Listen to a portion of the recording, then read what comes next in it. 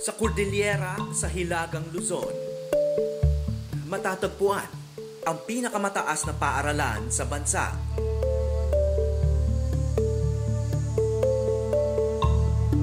Tutungo kami roon para sa isang natatanging misyon.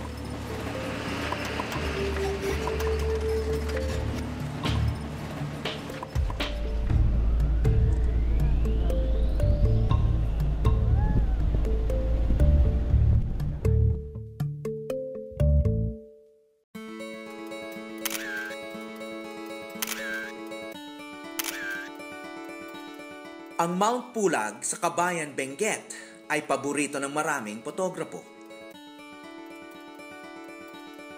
Dahil sa mga ipinapakitang gilas dito ng kalikasan.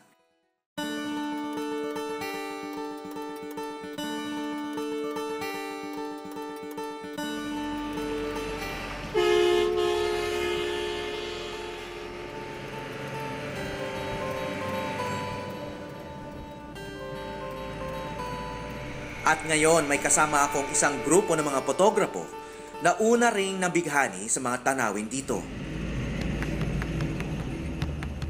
Ngunit sa biyaheng ito, iba ang babalikan nila.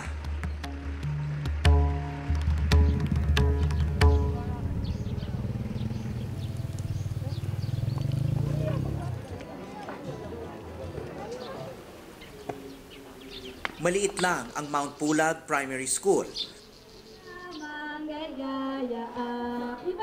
Manhahala! Manhahala! Amen! Manhahala! Pero may isa siyang katangian. Wala nang paaralan sa Pilipinas na mas mataas pa. May ulap ka ngang matatanaw na mas mababa pa rito.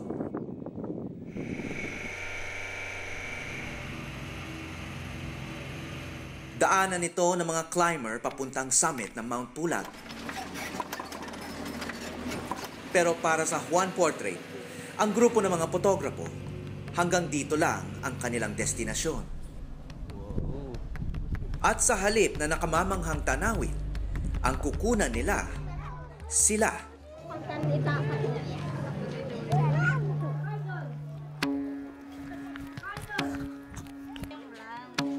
Everybody, yan. Tingin dito. Walang kamay, baba mo yung kamay mo. 1, 2, 3. Okay, 1, 2, 3, smile. Yan! Perfect! Yan, okay, ready ha? Okay. Ang mga bata sa komunidad ngayon lang kinukunan ng litrato para sa kauna-unahan nilang school ID. Isang karaniwang bagay sa mga taga-syudad. Pero sa munting barangay Basyoy, isa itong makasaysayang araw. Pa. 1, 2. Ang paligid namin ngayon napakalayo sa mga lansangan ng Maynila kung saan nagmula ang mga voluntaryo. Nag-start ako mag-photography 2008. During law school, pag weekend, parang outlet siya dun sa law studies. Lalabas ako ng kalye sa Quiapo, Manila Bay. Madalas ako sa kalye, napansin ko na yung mga bata, nagpapakuha sila ng litrato. Street photography ang kinahiligan ng abogadong si Chris Linag. At hindi tulad ng ibang mga photographer, ang mga kinukunan niya, binibigyan pa niya ng prints o kopya. Naisip ko parang maganda rin na bigyan sila ng prints. Kasi parang unfair naman kung kukunan mo lang sila, popost mo sa Multiply, Facebook, Flickr. So ang ginagawa ko, pag nagsushoot ako sa kalye, halimbawa sa Quiapo, kinabukasan, dadalhin ko sa kanila yung prints. Gaano kahalaga para sa kanila yon? Mahalaga sa kanila, lalo na sa mga bata, yung print mismo ng litrato kasi mararamdaman nila na mahalaga sila. Yung papahalaga nila sa sarili nila, kahit papaano tataas.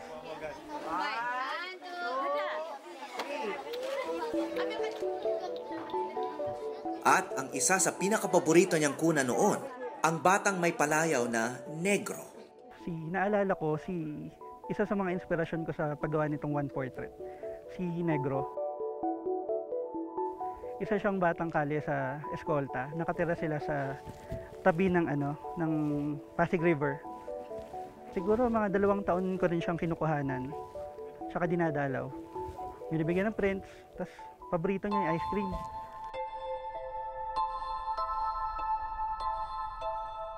Lumabas pa nga sa dyaryo ang litrato niya.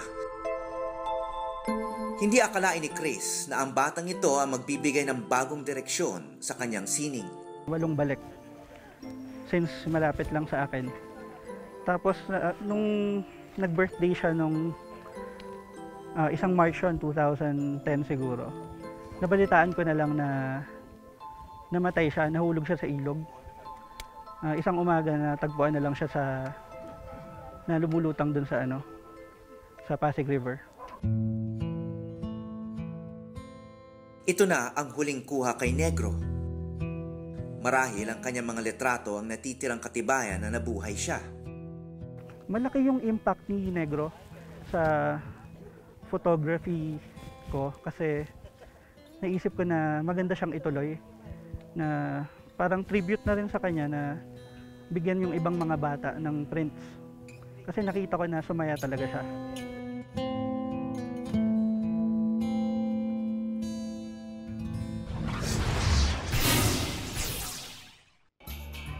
May isa kumabol na gusto magpa-picture. Kailangan. Kasi siyempre hindi nila pipirmahan yung application namin kapag wala yung yung picture na requirement.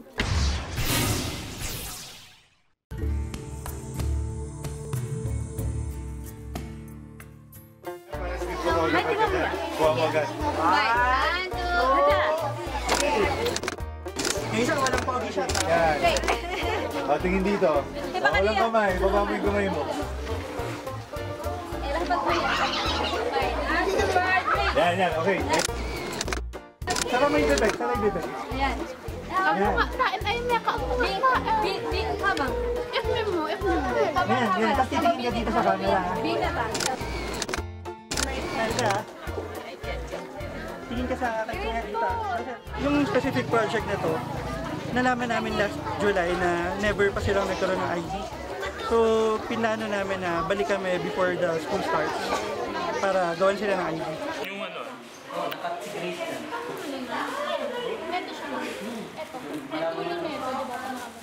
Kasama ni Chris ang kanyang mga kaibigan na nagkusang loob din umakyat dito para tumulong.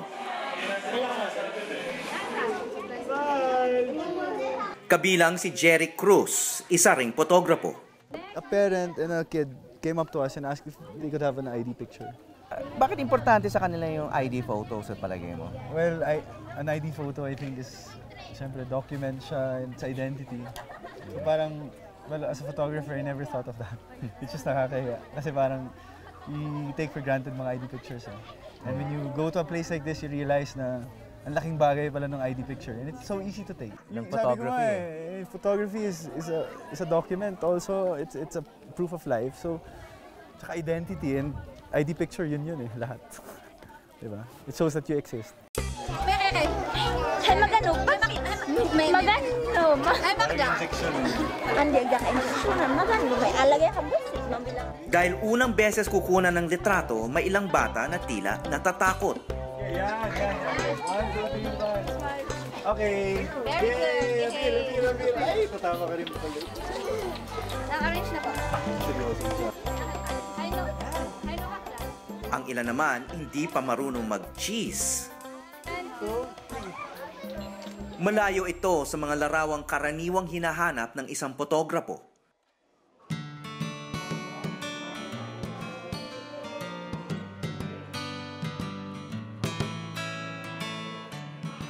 Ang 1x1 picture, ang pinaka-basic.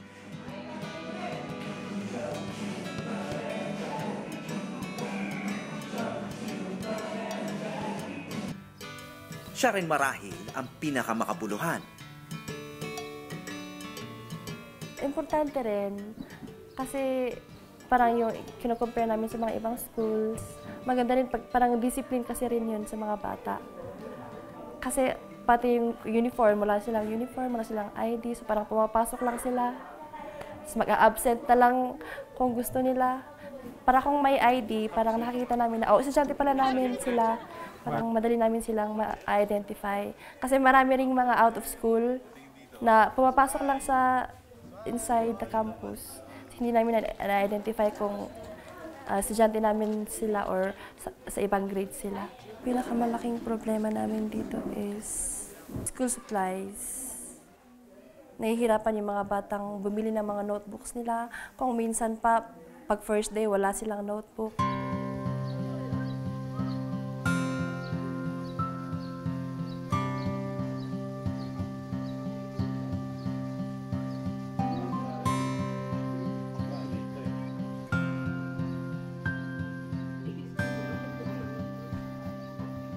Kasama rin ni Chris ang grupo ni A.G. Sanyo, isang artist na siya namang nakatoka sa pagpapaganda ng paaralan.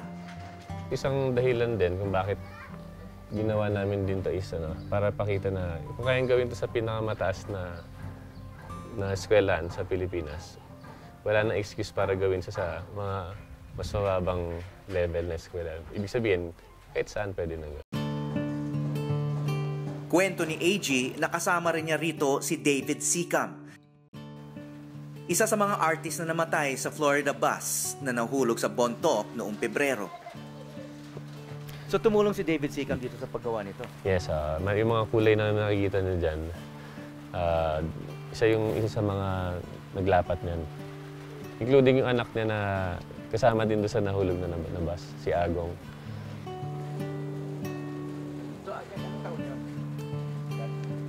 Ang mga larawan nga naman, madalas mas nagtatagal pa sa buhay ng isang tao.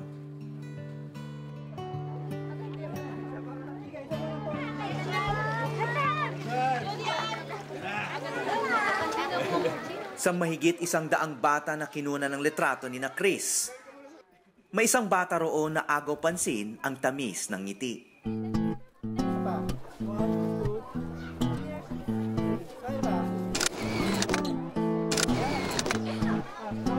Si Jerilyn.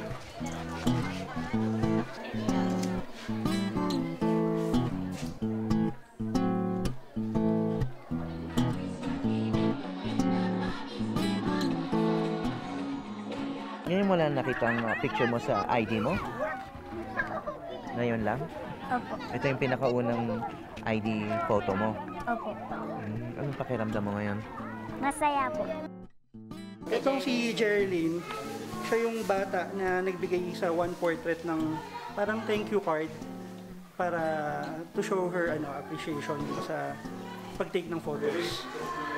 Yan, matalino tsaka magandang bata. Pero ang mga ngiti ni Jerilyn may malungkot palang kwentong itinatago. Ready? Okay. Bakit? Yan. Okay, 1, 2, 3, 4. Ano itong mga grade? 1, 2, 3. At may isa pang humabol na gusto magpa-picture. Ito na siya? Leader si Lola Evelyn ng kanilang kooperatiba na nag-a-apply upang magpakabit ng kuryente sa opisina nila.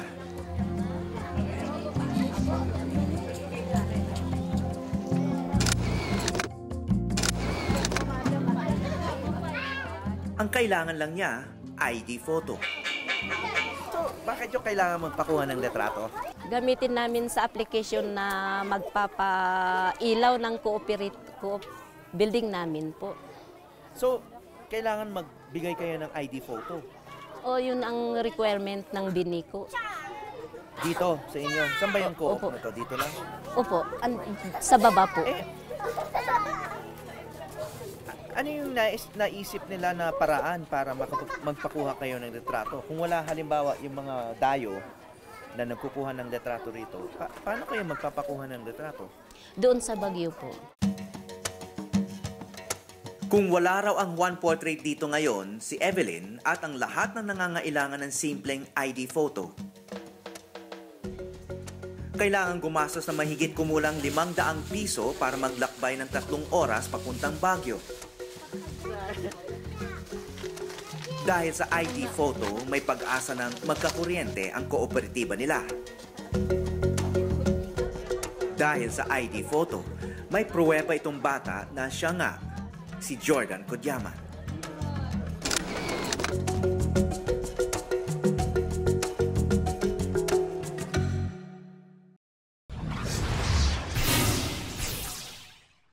Isang kasalan sa simbahan ang gumising sa Barangay Basyoy noong nagdaang Sabado.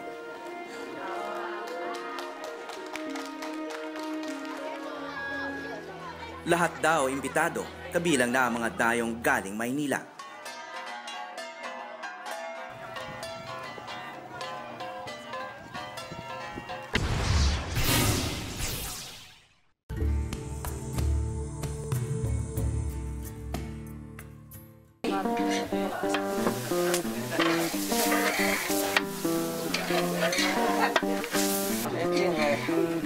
Makabakal kita.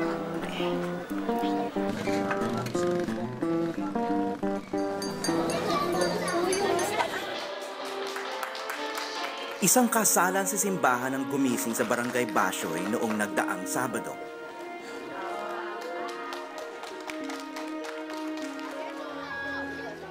Lahat daw imbitado, kabilang na ang mga dayong galing Maynila.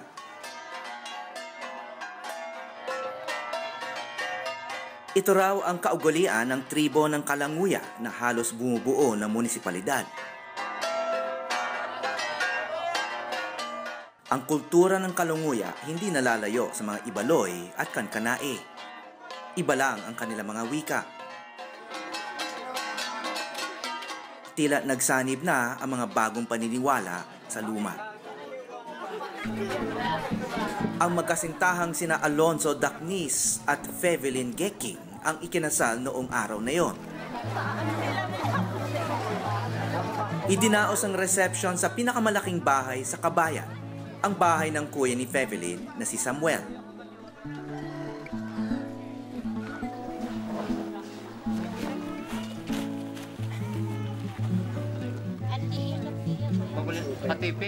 Si Samuel ang kauna-unahang nakapagtapos ng kolehiyo sa munisipalidad ng Kabayan. 38 taong gulang pa lang siya. Ang truck na kanyang kinukumpuni ay kanya. Isa sa mga naipundar niya matapos maging graduate ng Bachelor of Science major in Agriculture. Ang kanyang college ID, ang una niyang ID. Ang livelihood dito parang limited lang. So limited to farming, vegetable production. Karamihan sa mga parents dito, yun ang source ng income. Tapos pag bumagsak ang presyo ng gulay sa market, karamihan walang nauubusan ng budget para sa pag-aaral. Tapos isa pa, malayo. Kung mag-aaral kami sa secondary or college, malayo. Kailangan gagastos ang mga parents sa boarding house, sa mga pagkain, tsaka yung transportation. Ang tingin kong hirap dito sa amin. Sa ganda ng lugar, malayong isipin ng sino mang dayo na nagigipit ang karamihan ng mga residente rito. Madalas kasi mas mahal pa ang presyo ng gasolina na gagamitin sa pagluwas ng mga gulay kaysa sa mismong benta nito. Dahil sa layo sa syudad, hindi lang kalakal ang mahirap, kundi maging ang pag-aaral, lalo na sa kolehiyo. Ngayon, si Samuel ay isang agricultural technologist. Siyempre, proud ako kasi at least dahil sa aking pag-aaral, may ID ako na proof na may natapos ako. At least medyo may narating ako sa buhay. Kasi pag wala yung ID, walang proof na wala ako sa ganitong estado.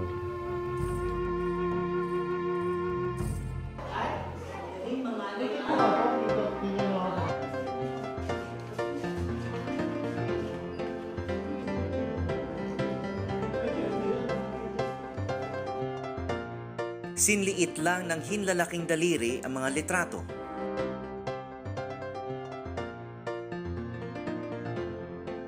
Ngunit para sa mga mag-aaral, simbolo na ito ng tagumpay.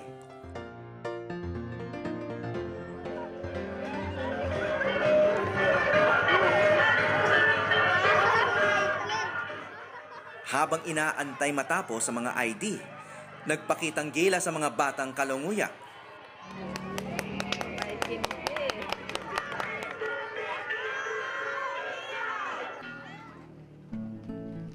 Hindi pa man tapos ang programa, kinailangan ng umalis ang isang guro doon, si Carmela Libag. Luluwa siya pa Baguio para dumalo sa isang linggong teacher seminar. Tulad ni Samuel, iginapang din niya ang kanyang pag-aaral. Gusto kong magturo dito sa aming lugar at panilbihan ko yung mga kababayan ko, ma'am. Parang pinagmamalasakit ko rin yung kinabukasan ng mga bata pa. Kaya gusto ko rin tumulong sa kanila para naman maabot rin nila ang kanilang mga pangarap. At noong taong 2010, naging ganap siyang guro. Kaya ito ang ID na pinakamalapit sa puso niya. At handog din para sa kanyang may sakit na ina.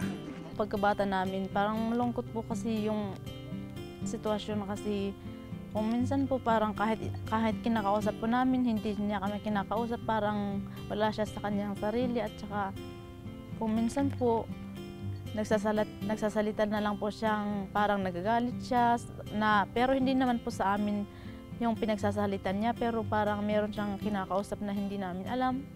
So, ganoon po.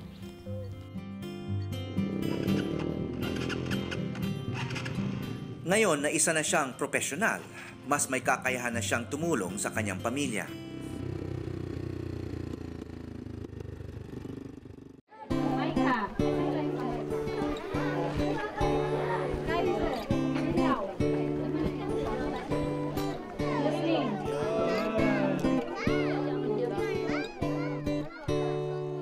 Sa paaralan, isa-isa nang nakuha ng mga mag-aaral ang kanilang mga ID.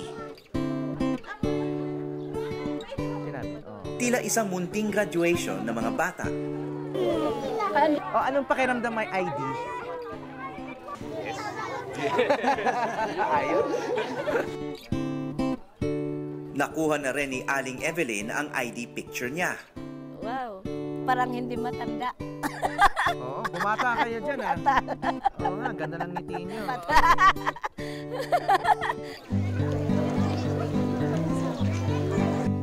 Malaking bagay sa mga bata kasi nakikita namin na yun nga, yung simpleng kaligayahan lang na maidudulot ng pagbibigay tsaka yung pagkuha ng litrato. Ang isang simpleng litrato, maaring pantugon nito sa payak na pangangailangan. Maari ring ebidensya na may natapos. At para sa iba, katibayan nito na may nabuhay.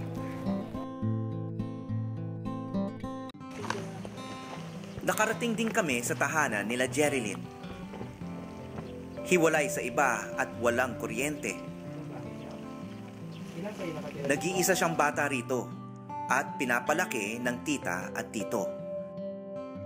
Iilan lang ang litrato sa bahay, kasama na mga kupas na larawan na inilabas ni Jerilyn. Sa edad na 25, namatay ang nanay ni Jerilyn sa Nueva Vizcaya dahil sa malaria. Walang alaala si Jerilyn ng kanyang ina dahil sanggol pa lang siya noon. Ha? Nalulungkot ka pag naiisip mo siya? Opo. Bakit? Dahil mahal siya.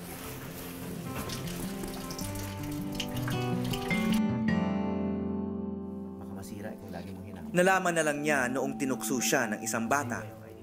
Hindi mo mama yan. Walang mama mo, sinabi niya. Kala ko, masasaktan din po ako, sabi niya.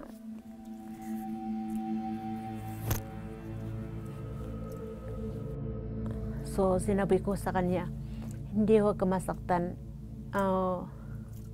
Akin lang ang nanay niyo. Sabi ko sa kanya, hindi, huwag ka mag-alala. Akin lang ang inay niyo. akin ang mag-aalaga sa inyo.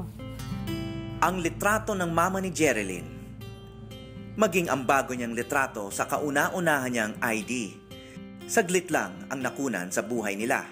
Ngunit ang halaga nito pagdating ng araw ay hindi matatawaran. Mula sa Mount Pulag sa Benguet, ako si Howie Severino at ito ang Eyewitness.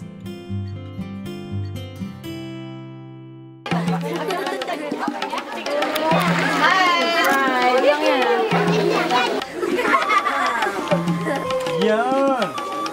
Diba? Okay. Connection na natin. Smile! Smile! Bababa mo kamay mo. Yan, oh. Smile, ha?